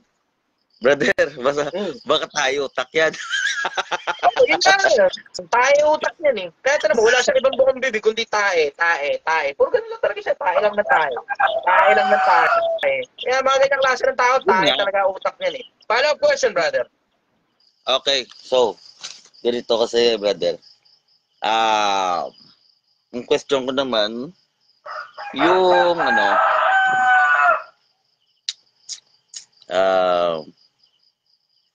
about religion, okay lang brother? Sige. Kasi maraming confused dito eh. About faith and works, tawag dyan, maliligtas ka ba sa gawa, hindi sa paniniwala? Parehas yun, brother. Parehas, it goes hand in hand. Actually, marami na mga tao eh. Akala nila ito 11 peso. Akala nila, yun lang yun. Pananampalataya na, wala nang gawa. Kasi na masubukan mo yung mga putang ng mga pastor na yan. Pastor, hindi na pala kailangan gumawa. Sige, hindi na rin kami magbibigay ng ikapo. Bakit? Yung ikapo ba mabuting gawa yun? Oo, mabuting gawa yun. O ngayon, dahil mabuting gawa yan, hindi na kailangan gumawa ng mabuti, hindi na kami magbibigay ng ikapo, pastor. Hindi. Ninanakawan mo si Lord. Ay, nako, Pilipinas. Pagka ganyan ka, Pilipinas, alam na alam, halatang pastor ka ng demonyo. Halatang-halata ka, pastor ng demonyo. Hindi na raw kailangan gumawa ng mabuti. So, ano gagawin natin? Puro kagaguhan na lang. Diba? Diba? Puta, ang pantaig nga sa masamang gawa, mabuting gawa. At nababasa yan. Diba? Ang sabi sa Biblia, bagkus, huwag kayong magsigawa ng masama, bagkus daigin nyo ng mabuti ang masama. Yun ang isulat sa Biblia. Daigin mo ng mabuti ang masama. Ang pangdaig mo ng masamang gawain, yung mabubuting gawa. Kung hindi na kailangan ng mabubuting gawa, hindi, ano ngayon ang gagawin natin? Puro kagaguhan. Tanginang mga pastor yan. Bakit? Kasi yung mga mabubuting gawa daw, parang mga basahan yan sa paningin ng Diyos. Parang basahan. Yung utak mo, basahan. Ganun. Nakasulat talaga sa Biblia yun. Nakasulat talaga sa Biblia na yung parang mga basahan daw, yung mabuting gawa. Aling mabuting gawa? Yung mabuting gawa na pinagyayabang mo, yun ang hindi gusto ng Diyos. Pero yung mabuting gawa na ipinapagawa sa iyo ng Diyos, tsaka mo ngayon sabihin, hindi kailangan yan. Ulol ang puta. Ang gusto nga ng Diyos, yung iglesia niya, yung pastulan niya, manggagawa ng mabuti. Diba? Ang gusto nga niya, bumuti ang mga tao. Paano bumuti? Gagawa ng mabuti. Ano magiging mabuting tao na puro kagaguhan ang ginagawa mo? Ano yan? Talaga mga pastor na to, may diferensya talaga sa utak tong mga pastor na to eh. Yung mga pastor na yun, hindi makakapalag sa debate yan sa akin. Tignan mo. humamon ka ng pastor, sabi mo kamo, hinahamon ni Chester, sabi mo kamo, hamunin mo si Chester ng debate tungkol dyan sa sinasabi mo na hindi na kailangan gumawa ng mabuti. Tignan mo, napupusta ako sa'yo, hindi maghahamon ng debate yan. Hindi maghahamon ng debate yan. Madudurog sa akin yung mga putang ng lintik ng mga pastor na yan. Yung isa ka lang, nakita niyo yung debate ko tungkol dun sa di ba? Tungkol dun sa, ano tawag dito? Sa, Katolisismo. Tama? Ang dami-daming depensador ng Katoliko. Isa ba may naghamon sa akin ng debate pagkatapos nun? Tama? Binabanata ko nga ng husto yung ikapo na yan. May isa bang kahit isa sa mga pastor humamon sa akin ng debate? Tama?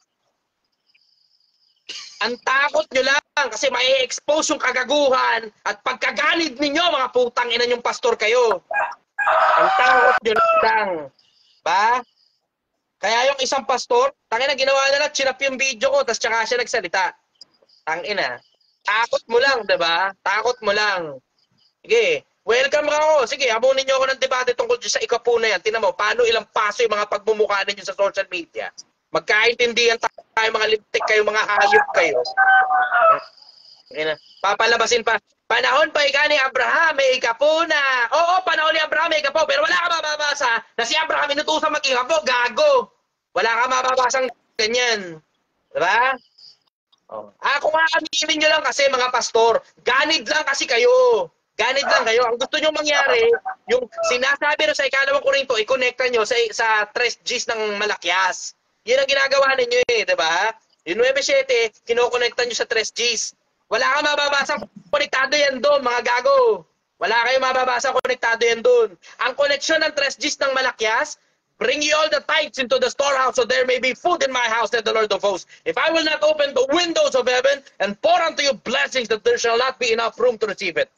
Yan ang nakasunod, diba? Dalhin ninyo buong 10 bahagi sa kamalig upang magkaroon ng pagkain sa aking bahay. Subukin ninyo ako ngayon, sabi ng Panginoon ng mga kapbo, kung hindi ko bubuksan ang durong awan sa langit, ihulog sa inyo isang pagpapalang wala sukat kalagyan. Nakasulat yan diba? 3 Gs sa Malakyas. Ang connection niyan, hindi 9-7 na 2 Korinto. Ang connection niyan, 4-4 ng Malakyas din.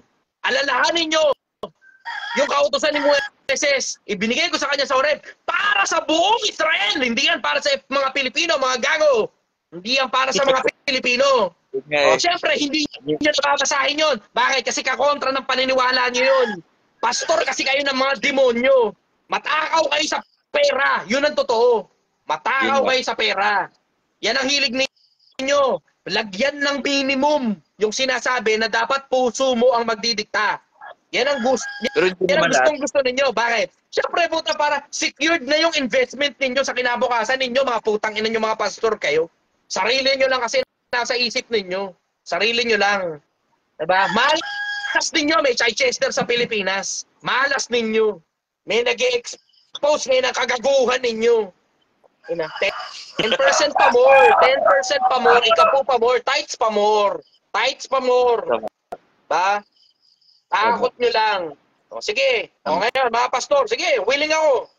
Amunin nyo ako ng debate, magkakaintindihan tayo, sampulat yung pagmumukha nyo sa social media at magmumukha talaga kayong mga buhaya, mga puki ng ina nyo. Patunayan nyo sa akin na yung ikapo, inutos ni Kristo sa mga Kristiyano. Yan ang proposal ko. Patunayan nyo sa akin na yung ikapo, inutos ni Kristo sa mga Kristiyano. Kasi binasa ko buong Biblia, wala akong nababasang ganyan, mga gago. Wala akong nababasang ganyan. Para sa mga Israel. Napakamalas ninyo, may Chichester sa Pilipinas. Masisira ko talaga yung mga negosyo nyo. Tatamaan talaga kayo. Maniwala kayo sa akin. Tatamaan yung mga negosyo ninyo kasi ang nakasulat sa Biblia, hindi lang kayo ikinakalakal, pati kaluluwa ninyo pinangangalakal ng mga hayop na yan. Ginagawa kayong negosyo. Ginagawa kayong negosyo yung mga yan. Yung mga pastor na nagtuturo ng ikapo sa panahon ng Kristiyano, mga tao yan na hindi talaga sinugo ng Diyos. Yan yung mga bayaran ng mga pastor. Bayaran yung mga yan. Yung mga pastor na yan, yan yung mga klase ng mga pastor na magdadala sa inyo sa impyerno. Yan yun. Kasi tingnan mo, pansinin mo, yung mga pastor na naglulumagak dyan sa 2:11 ng Efeso, 2:12 o 2:11 na Efeso na sinasabing hindi na daw kailangan ng mabubuting gawa, yan din yung mga pastor na nagsisipagturo ng ikapo. Pare-parehas yung mga yan. Hindi na daw kailangan gumawa ng mabuti, pero kailangan mag-ikapo. Ano yan?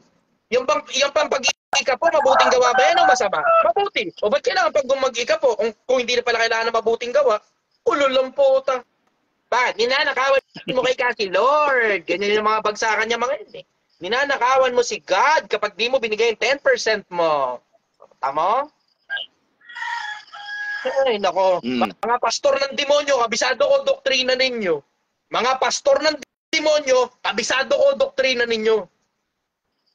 Yun nga eh. Napakamalas ninyo. Masasagasaan ko talaga yung mga negosyo ninyo.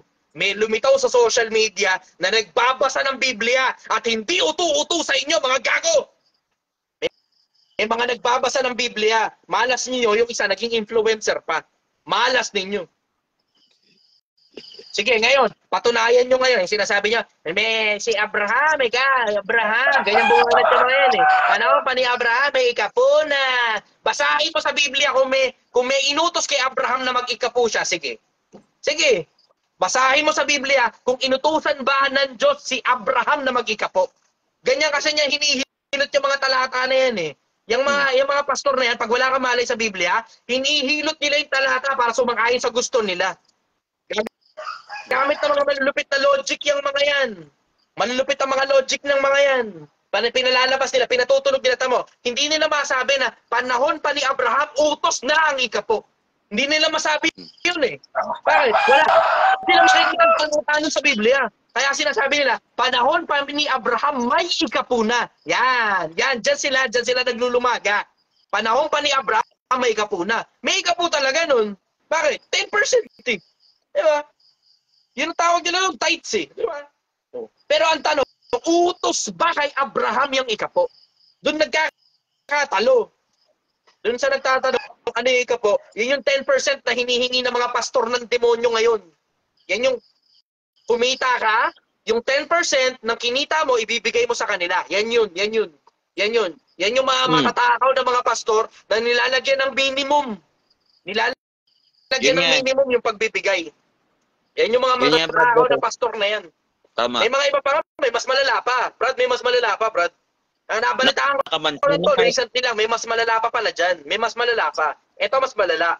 Yung 9:7 ng ikalawang Korinto, dati, ang ginagawa nila, yung 3 Gs ng Malakyas, ikinakabit nila sa 9:7 ng Korinto. Na minimum daw itong 3 Gs ng Malakyas nung ikalawang Korinto 9:7. Magbigay bawat isa ayon sa pasya ng puso. Huwag mabigat sa loob. So dapat, pag binibigay mo yung tithes mo, ganun sila umilot eh. Ganun sila umilot eh. Ganyan mga pastor ng demonyo, magaling humilot yung mga lintik na yan eh. Kasi si Satanas kasi matagal ng buhay eh. Diba? Matagal ng buhay si Satanas. Kaya yung mga kalipores niya, ganyan yung mga yan. Kaya lumalabas, yung ikalawang Korinto 9:7, kinakabit nila dito para minimum, kunyari, 10%. Pero dapat di mabigat sa loob mo. Ganyan sila bumira. Tapos, ganyan nga sila bumira. Dati ganon. May mga mas ganit na ngayon na pastor. Iba daw yung tithes, iba rin daw yung 9:7 na ikalawang Korinto. So ano ngayon ang labas? Ang labas tuloy, dalawa pa ngayon yung abuluyan ninyo. Yun nga.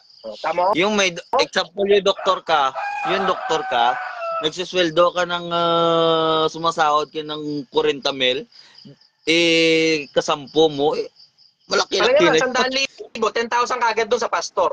Bukod pa yung 9:7 na ikalawang Korinto na lumalabas ngayon, ibang ambagan yun. Shit. Ngayon ang labas, dahil lumabas, parang 15%, 20% na ngayon ang kukuha sa'yo. Antindi. Maraming pastor, hindi naman lahat, hindi lahat na pastor masaklam sa pera. Mayroong pastor talaga na pagpasok na pala sa simbahan, paggawa pala ng simbahan, maliit pa lang. After 10 years, yung simbahan niya malaki na. Puta, mansyon. Nabubuhay sa tight sinupir niya. Tama to sabi ni Jero Ro. Sabi ni Jero Ro, ano yan, mind control. Ito, sabi rin to ni G.U.N.D., mga ahente ni Satanas. Mind control yan, mga ahente ni Satanas. Mga ahente ni Satanas yan. Mind control, mga ahente ni Satanas. Yan talaga yan. Tapos niya, Kasi syempre, hindi na nila babasahin yung mga iba. Yung parte ng Hebreo na sinabi na nila ng pagkasacerdote. Hindi na nila babalitan, hindi na babasahin yan. Ang may utos na tumanggap ng 10% yung mga anak ni Levi. Hindi naman anak ni Levi yung mga lintik na yan, mga Pilipino yan eh. Mga pagano yan. Mga pagano, hindi naman slavery yata. Ingat kayo, good night. Maganda yun eh. Alam mo, Pilipinas, ingatan mo sarili mo sa mga manlulokong pastor. Kasi wala kang kamalay-malay, pinagkakakitaan ka na nga ng mga yan, dadaling ka pa niya mga yan sa impyerno. Ingatan mo sarili mo. Yung iba, sabi nila, okay lang daw ikaw yun, kasi si God na daw ikaw ang bahalang humatol doon sa pastor. Gago, hindi ganun. Hindi ganun. Oo, hahatulan niya yung pastor. Pero ikaw na konsentidor ng ganong klase ng pastor, madadali ka rin dyan, madadamay ka dyan. Bakit? Konsentidor ka na kagaguhan eh. Enabler ka eh. Kumbaga sa nakita mo nang nagsasabo yung tao, binibigyan mo pa ng pera. Tama. Buta dala ka sa hatol doon. Parang itong Obed Guzman, ano ka ba? Tae o paa? Parehas yan, tae at saka paa ikaw. Ikaw yun. Parehas ka, tae at saka paa. Kasi alam mo yung tae kasi madalas siya natatapakan ng paa eh. Itong katulad nito ni Obed, ay masarap tapakan eh. Yan talaga yung masarap tapakan. Yung mga kaya klase, basurang klase ng tao, no? Yung utak niya, utak tae. Follow-up question, brother. Maganda yung tanong mo na yun, Farnos. Maganda yung tanong mo na yun. Follow-up question. Isa naman.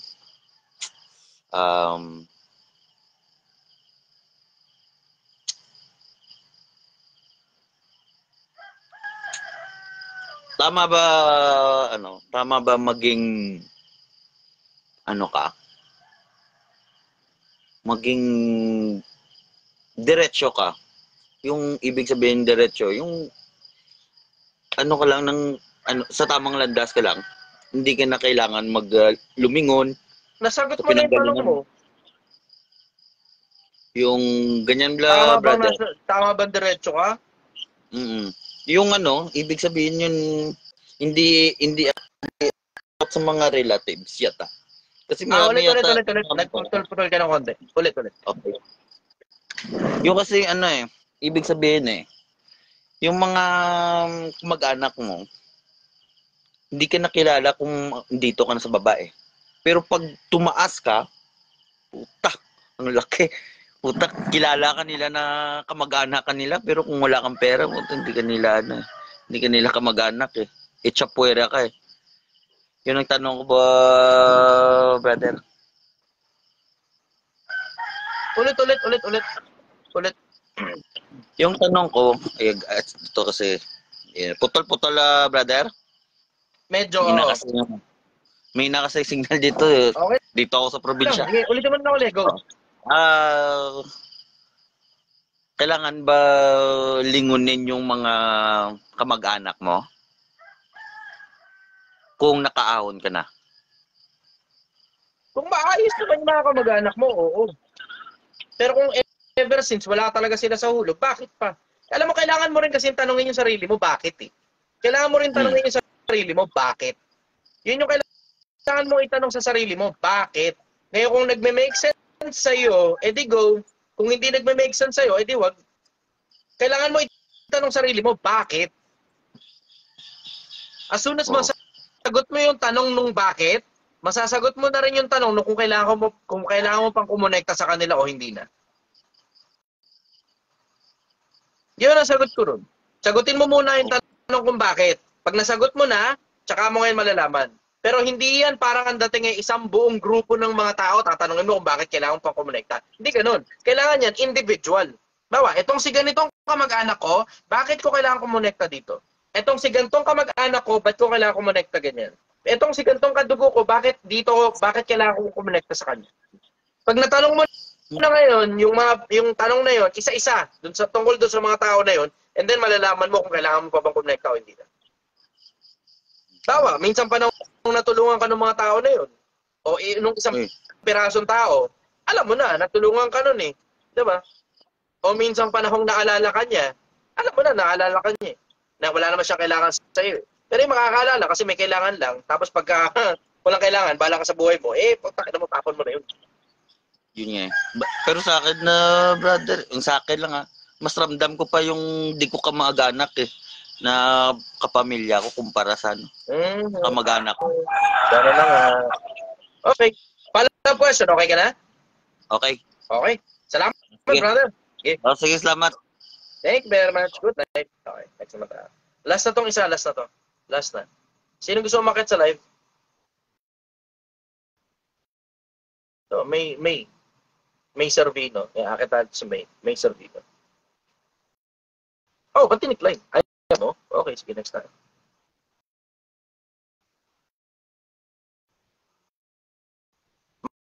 Mayang. Mayang.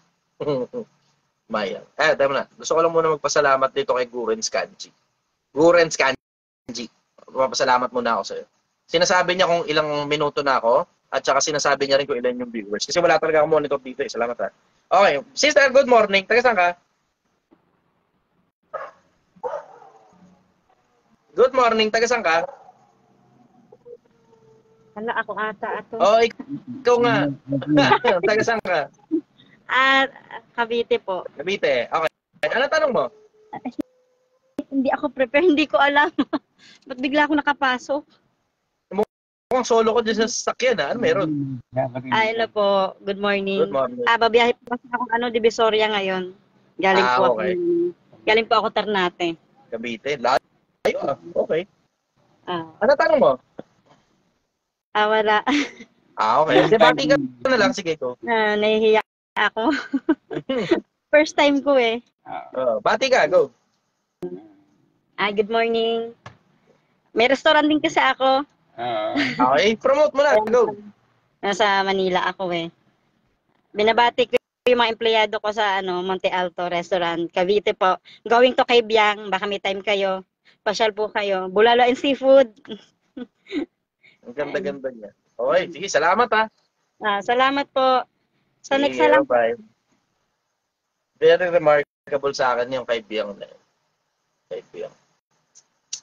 Diyan ako nag-propose sa aking kasindahan. Doon sa kaibigan. Yung labas lang nun. Yung unang date namin, dyan din.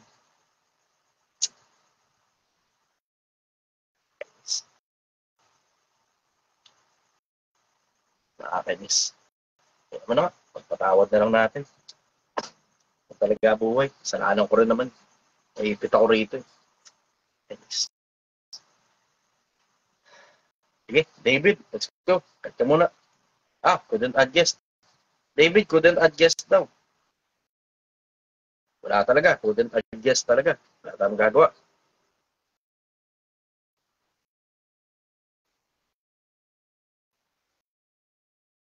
Trip to memory lane. Oo nga eh.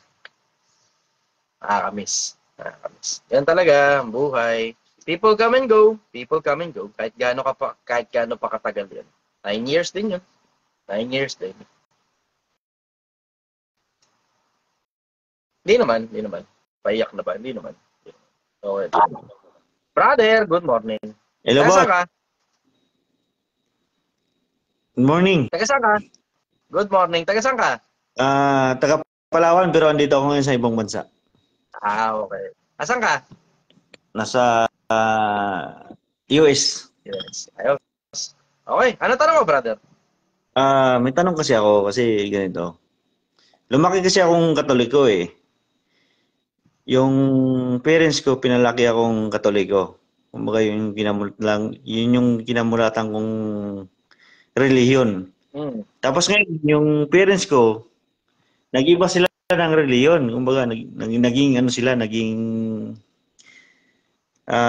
tawag dito. Naging iglesia sila. Okay. Ngayon ramdam ko parang wala na silang, kumbaga iba na yung naging trato nila sa akin ba. Kumbaga sa aming mga, kumbaga nag-iba yung nagtakbo ng buhay kasi Bumigat na. oo. Kumbaga That happens. Alam mo, hindi lang yan sa Iglesia ni Cristo eh. Merong kakaibang epekto kapag merong pag merong bagong konsepto na nakapasok sa tao na pinaniniwalaan niya na yun ng buong buo. Hindi lang, it doesn't necessarily follow na Iglesia ni Cristo lang. Kasi nakita ko yan sa iba't ibang mga religion. May mga taong pumasok ng born again, tapos, ang nangyari, parang puro ganun na lang yung pinag-uusapan, wala nang iba. May mga tao pumasok, Baptist, ganun din. May mga tao pumasok, alam mo yung, walang ano yan eh. Walang specific na religion, kahit anong religion, pwedeng nangyari dun sa pumasok sa Iglesia ni Cristo. Kahit yung mga Kristiyano nag-convert sa Islam, ganyan din nangyayari. Kahit yung mga Islam na nag-convert sa Kristiyano, ganyan din na nangyayari. Kahit hindi religion kahit yung merong isang tao na umalam ng sobrang daming conspiracy theory, ganyan din yung nangyayari. Tapos pakiramdam nila, meron silang alam na hindi alam ng iba. Yun nga. Tapos yun nga. ang side effect niya, yan, parang ganyan, yung meron silang alam na hindi alam ng iba, parang mataas na tao na kagad sila, tapos mababa ka na, tapos parang elitista na kami lang, ako lang. Kayo, wala kayo. Kung hindi kayo sasama sa amin, wala kayo. Yun ang, nandun sa part, sir, na kailangan daw na maging member daw kami maging iglesia daw ako para, kumbaga, manumbalik yung manumbalik yung turing nila sa amin na mga anak naman nila. Parang ganun ba? Lumang tugtugin na yan, brother. Lumang tugtugin na yan. Kahit yung mismong Iglesia ni Cristo, hindi rin tinuturo yan ganyan eh. Mali lang ng pasok sa kanila. Oo, kasi alam ko doktrina ng Iglesia ni Cristo eh. Mali lang yung pasok sa kanila. Mali ang pasok sa kanila. Ang dami ko tropa Iglesia ni Cristo, hindi naman ganyan. Mali ang pasok, mali ang pasok. Mali. Kasi may mga, in case hindi nyo alam, kahit may mga ibang Kristiyano din, ganyan din eh. Noong unang panahon, noon, 2,000 taon na nakakaraan, gumanyan din. Meron, meron. Kasi, merong mga, lala sa Korinto, merong mga tao doon na sinasabihan ni Pablo na hindi ko sinasabi na lumayo kayo sa mga taong sa mga taong mapakiapid, sa mga taong mapagsamba sa Diyos, ang bla bla, etc. Kasi, kung lalayo kayo sa mga taong makasalanan, maiging umalis na lang kayo sa mundo. Ganun ang dahilan. Ganun ang sinabi. Pero ang tinutukoy ni Pablo, huwag kayong makisama sa mga itinuturing na kapatid. Kung sila'y mapakiapid, o masakim, bla bla, etc. Yun ang sinasabi, yung mga nasa loob. Pero yung mga nasa labas, ang nakasulat sa Biblia, labas na iglesia, Diyos ang umahatol. Ang nangyari dyan, mali ang pasok niyan. Mali ang dating sa kanila. So, ganun ang nangyari dyan. Kasi nakita ko rin yan sa mga taga-dating daan eh. May mga pumasok ng dating daan na elitista. Nakita ko yan dun eh.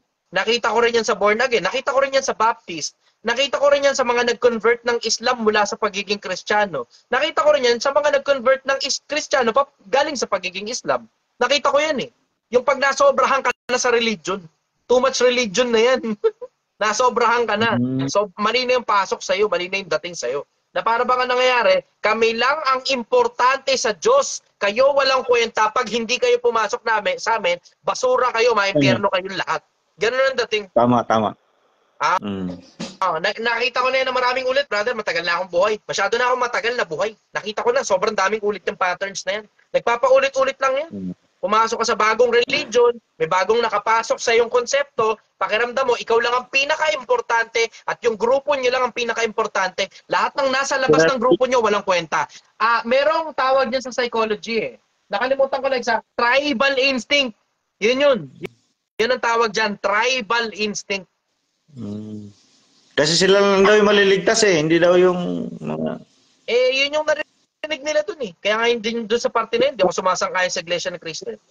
Yung parte talaga na yun, hindi talaga ako sumasang-ayon sa Iglesia ni Cristo. Ang nakasulat sa Biblia, Kapitulo 4 ng unang Korinto, kung di ako nagkakamali, labas ng Iglesia, Diyos ang humahatol. Nakasulat sa Biblia yun, labas ng Iglesia, Diyos ang humahatol. Alisin nga ninyo sa inyo, mga masasamang tao.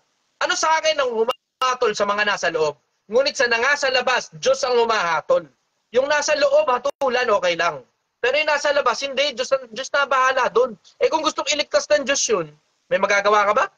establish na naman na ang iglesia. Isipin mo establish na ang iglesia ni Cristo 2,000 taon na nakakaraan. Yung unang iglesia ni Cristo noon, 16, 18 ni Mateo. 16, 18 ba yun? O tama, parang gano'n, 16, 18 ni Mateo. Sa batong ito, itatayo ko ang aking iglesia. Di ba nakasulat yun? Ngayon, ito tanong, nung bang pinako si Cristo sa krus, siyempre, babautismohan, di ba? Yun ang pagpasok sa iglesia eh. Kailangan babautismohan ka muna, sumasampalataya ka. Yun ang pagpasok sa iglesia, kasama sa ano yan, kasama sa doktrina yan.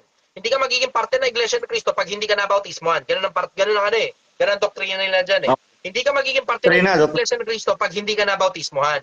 Yung bang magnanakaw nabautismohan? Ay, na ako. Ano po? Yung bang magnanakaw na kasama ni Cristo doon sa krus nabautismohan? Sa Hindi tingin, naman eh, di ba? hindi. Hindi na bautismohan. Oh. Ngayon, ano ngayon ang labas? Ang sabi ni Kristo, ngayon, kakasamahin kita sa paraiso. Sabi, sinungaling ba si Kristo nung sinabi niyang kakasamahin sa paraiso yung hindi na bautismo ang magnanakaw? Pagka gusto ni Kristo, pagka gusto ng Diyos na papasukin sa kaharian nila, wala kang magagawa. Bakit? Tama. Kasi labas ng iglesia, Diyos ang humahatol. Yun ang nakasulat sa Biblia. Hindi nila maitatanggihan. Kahit ano pang sabihin nilang lahat ng nasa labas ng iglesia, sentensyado sa apoy, katulad nung sinasabi sa YouTube, at kahit ano pa sabihin nila, sila lang ang maliligtas, kung gusto ng Diyos, wala silang magagawa. Tama, tama. Ganon yan. Tribal instinct kasi yan, brother. Nakita ko na maraming ulit yan, tribal instinct. Ganito kasi sir, nagkakaroon ng gap eh. Nagkakaroon ng gap. Kumbaga, siyempre, parents ko yun eh. Nagkakaroon ng gap kasi nga sila, nasa iglesia sila eh. Kumbaga ako, nagkakaroon ng gap ba? Kasi kailangan daw maging, kung hindi daw ako sasanib sa iglesia, kumbaga magkakaroon ng gap. Anong maganda kong gawin, sir? Kumbaga. Wala kang magagawa ron eh. They have to wake up from their delusion. Kailangan nilang magising sa mga delusion nila. So, delusion lang nila sa sarili nila yan eh. Delusion lang nila sa sarili nila lang. Sila lang yung maliligtas, yung magulang mo. Delusion nila yan sa sarili nila. Hindi ko alam kung yun ang tinuturo na Iglesia ng Cristo o hindi. Pero, obviously, delusion ng magulang mo yun. They have to wake up from it. Yun na nga eh. To the point na kumbaga, sila na yung, kumbaga. Basta ito alam ko, sinabi ni Ginoong Manalo, o nung isa rin sa mga ano nila, na yung daw ikang mga nasa labas ng iglesia, lulutong ang gulugod sa impyerno. Naalala ko na, eksakto, verbatim. Si Ginoong Manalo nga nagsabi nun, paano ka pamamanahin ng kaharian? Nasa labas ka ng iglesia. Paano ka pamamanahin? Tama. Sentensyado ka sa apoy. Yun ang eksakto, verbatim yun. Labas ng iglesia, sentensyado daw sa apoy. Yan ang sinasabi. Oo. Sa akin, hindi. Nakasulat kasi sa Biblia. Doon na lang ako sa nakasulat sa Biblia. Bahala kayo kung ano gusto nyo paniwalaan. Basta nakasulat sa Biblia, sa labas ng iglesia, Diyos ang umahatol. Isipin mo kung gaano karami Pilipino. Di ba? Gaano karami ngayon ang hindi miyembro ng Iglesia ng Cristo. Gaano karami ang tao sa mundo. Gaano karami ron ang hindi miyembro ng Iglesia ng Cristo. Sa 8 bilyong tao, meron na bang 1 bilyon ang Iglesia ng Cristo? Diba? Ano ngayon ang labas nun? Ang labas nun, karamihan sa mga pupunta ng langit, puro Pilipino. Pagka kayo, Pilipino ka. Pilipino ka rin. Para-paras tayo Pilipino. Anong balita sa inyo? May kano. Ano nangyari din sa kano? Napakasawa ng Pilipino. Ganun ang labas nun. Diba? Majority, puro Pilipino eh. Diba? Meron na bang 1 bilyon ang Iglesia ng Cristo? Hindi nga kasi dami ng Islam ang Iglesia ng Cristo. Hindi rin naman kasi dami ng Katolisismo ang Iglesia ng Cristo. Diba? Ano ngayon ang labas? Kung ganun kayo mag-logic na lahat ng nasa labas ng Iglesia, sentensyado sa apoy, ang labas nun, majority ng mga tao papunta talaga ng impyerno. Diba? Ganun ang labas nun. Kahit nasa mga tribo, sa mga bundok, diba? Na mga walang balita tungkol sa kung ano yung pangalan ng Iglesia ninyo. Diba? Ganun ang labas nun. Pati mga nasa Amazon tribes, ganun.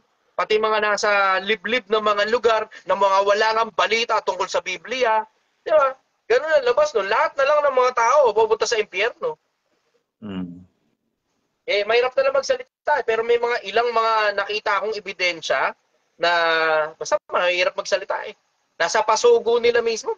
Merong isang...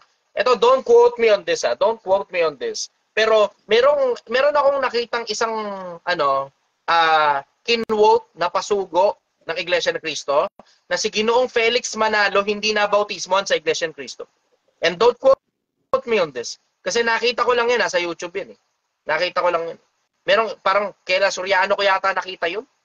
Hindi ko lang alam pero parang kaila Soriano ko yata nakita yun, kinwote nila yun.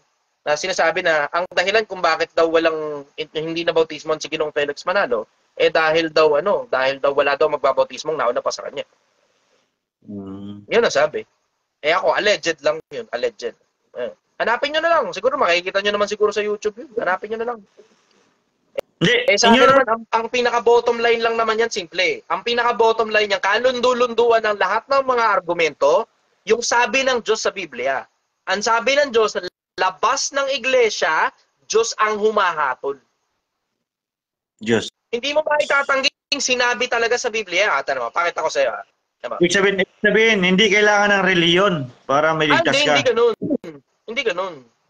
Kasi sa Biblia, may nakasulat na relihiyon eh. Ba't naman magpapasulat ang Diyos kung hindi naman pala kailangan? Hindi. Anong kailangan kung sundin na reliyon, sir? Kung baga, Hindi ako makakapag-suggest sa'yo, brother. It's a journey that you have to go through on your own. It is a journey that you have to go through on your own. Kasi pag nag-suggest ako sa'yo, ang labas nun, pagka mali ako, dinala pa kita sa impyerno. Ganun ang labas nun. Di ba? Nag-suggest ako sa'yo, ang dami nakikinig ngayon. Hindi ko alam kung ilan ang viewers. Pero tumigil na naman yung comment section ko. Isipin mo yung konsepto, na sobrang daming viewers na to. Pag nag-suggest ako sa'yo na religion, merong ilan dyan magpapakonvert papunta ron. Paano kung mali pa na ako? Dinadamay ko ngayon tong mga tao na to papuntang impyerno. Ibig sabihin, diba? Kung ano yung tinitibok ng puso ko, parang ganun. Hindi maganda masyadong basehan ng puso. Kung saan G26, kung di ako nagkakamali ng Jeremias, ang puso ay magdaraya ng higit kaysa anumang bagay at totoong masama. Sinong makakalam? Akong Panginoon ang sumisiyasat ng puso. Aking tinatarok ang mga pag-iisip ng mga tao ang nagbibigay ng gantimpala ayon sa mga bagay na kanilang ginawa. Sa Biblia, hindi masyadong magandang basehan ng puso eh. Kasi ang puso magdaraya higit kaysa anumang bagay. Ang magandang basehan, 7:17 ng Juan. Kung ang sino mang tao ay nag-iibig gumawa ng kanyang kalooban, makikilala niya ang turo, ang pagkakakilanlan turo.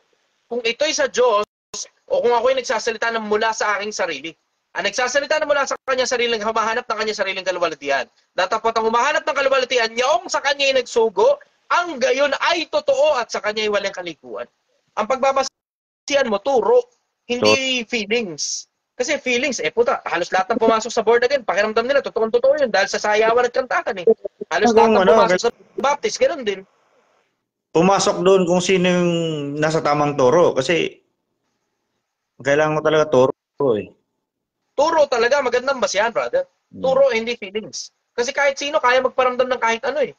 Diba? Kahit sino kaya magparamdam ng kahit ano. Tinan mo yung mga religion na sampay bakod, na kanto-kantong religion, kalawat ka na ng kantahan dyan, kaliwat ka na sa sayawan dyan, tapos pakiramdam nila, nabibless sila sa kantahan at sayawan.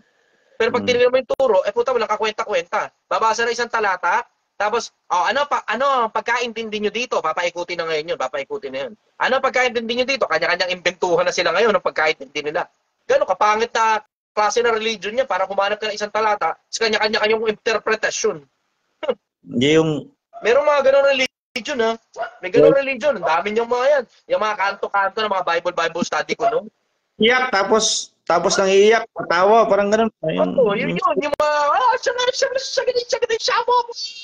tapos yung mga, Holy Spirit daw kaya, no? Holy Spirit. Sa akin, ang tawag ko doon, baliw eh.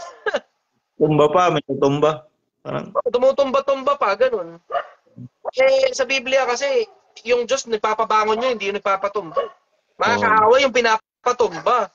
Siguro baka mga kaaway ng Diyos, isang grupo sila, gano'n, kaya kailangan tumumba. Gano'n. Ewan ko, bakit kailangan tumumba? Yun nga, tama. Kasi nabasa ko sa Biblia, nung si Lazaro namatay, pinabangon. Nung si Yutiko, nahulog, namatay, pinabangon. Nabuhay uli, nabangon. Hindi tumumba. Ito mga pastor na nagpapatumba.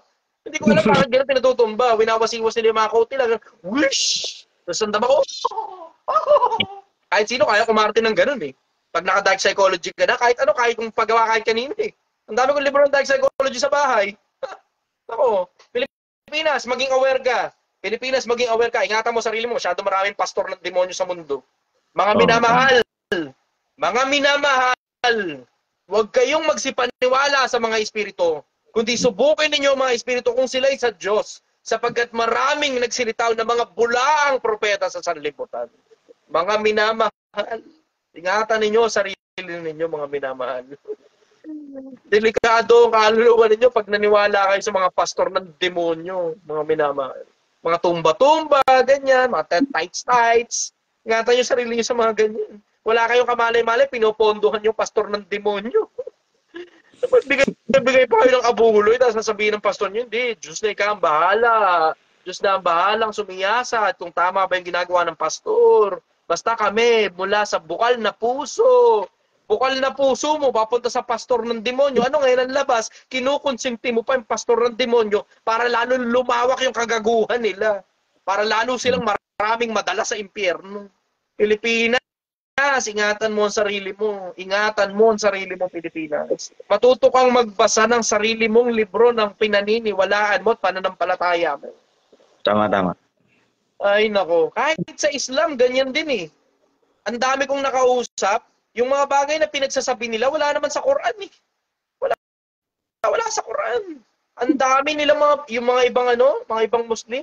Tanong mo sa kanila sa may bandang Mindanao, tanong mo sa kanila, lahat ba ng mga bagay na pinagsasabi ninyong mga katuruan dito sa Mindanao, lahat ba yan, Muslim lahat ba yan nababasa sa Quran? Tingnan mo, yung iba sa kanila, hindi nga mahanap sa Quran kung nasan doon sa Quran yung pinaniniwalaan nila. Hindi lang sa Kristyanismo yan. Ang daming ganyan, pati sa Judaismo, meron din ganyan. Lahat halos na religion, meron ganyan. Kaya nga nagkakaproblema kasi hindi natin binabasa yung sarili nating mga libro ng mga bagay na pinananampalatayanan natin. Andiyan na nga mga libro, pambira naman. Andiyan na nga mga libro, hindi pa natin basahin. Nandiyan na mga libro, hindi pa natin basahin. Eto na mo ako, babasa ako Wala rito yung Wala rito yung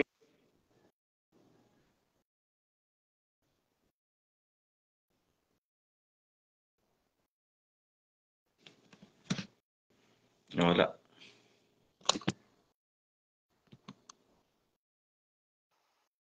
O yan. Nawala siya. Okay. Ako naman babasa. Nakasulat 15:13. Huwag nyo kakalimutan to. Unang Korinto 15:13. Unang Korinto 15:13. Datapot sa nangasa labas, Diyos ang humahatol. Alisin nga ninyo sa inyo mga masasamang tao. Tamo? Unang Korinto 15. Mali talata ako. Unang Korinto 5:13. Unang Korinto 5:13. Basahin nyo na lang. Unang Korinto 5:13. 5:13. 5:13 ng 1 Corinthians. Huwag nyo kakalimutan Pilipinas 5:13 ng 1 Corinthians. Datapot sa nangasa labas, Diyos ang humahatol. Alisin nga ninyo sa inyo mga masasamang tao. Ulitin ko. 1 Corinthians 5:13. Datapot sa nangasa labas, Diyos ang humahatol. Alisin nga ninyo sa inyo ang mga masasamang tao. Magandang umaga sa iyo, Pilipinas. Mag-ingat ka sa mga pastor ng demonyo.